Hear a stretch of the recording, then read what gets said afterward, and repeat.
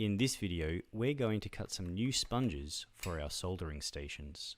Over time, the sponges for your soldering stations are going to disintegrate and break. So let's make some new ones. This shape is rectangular and the easiest one to do. What you can do is you can just measure out the size. I'm going to call that 65 by 45. 65, measuring out 65 here, 65 here, and we'll just get a Stanley knife and we'll just cut that.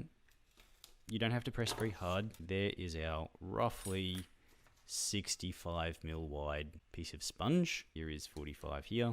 We'll just cut that. Good.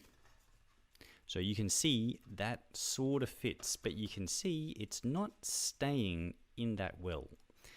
The trick is that you need to make it a fair bit smaller than the well, like 3 or 4 mil all the way around. So that way when it expands, because of the moisture, it's going to fill out the size of that well quite nicely. Each brand of sponge is going to expand out by different amounts. Some are going to expand more if they're thicker or denser. So I can't say, make it 4 mil less, because it's going to be different for each brand of sponge.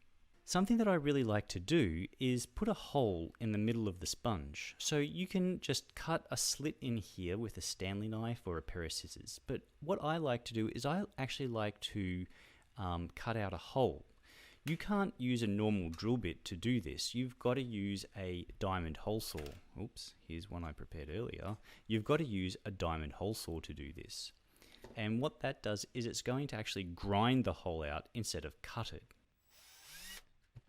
So you'll get a nice hole like that. And what's going to happen is that when you go to use it, you can wipe the edge of your soldering iron on the edge of the inside of that hole. And the solder is going to fall down into the hole, into the well of your soldering station. And that's looking pretty good. Watch what happens now when I add the water.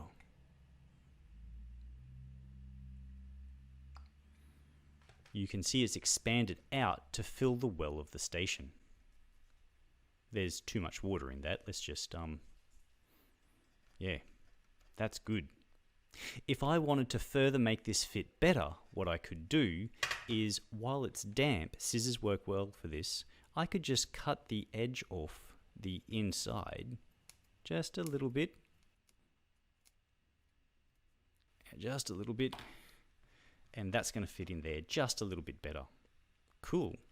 But let's have a look at this one now. This one is a funny shape all around it. So what I'm going to do is I'm just going to take the sponge and I'm just going to press around the outside so it leaves an indentation like that.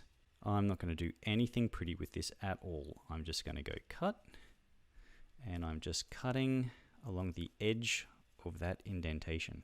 And you can see that the shape is not symmetrical. So this is the long edge, and I've made it too long.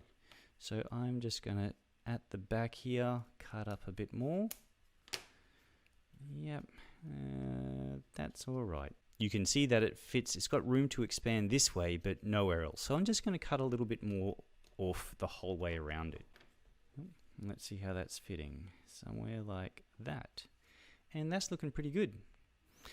Last thing to do, I'm going to put that pesky hole in here. Same as before.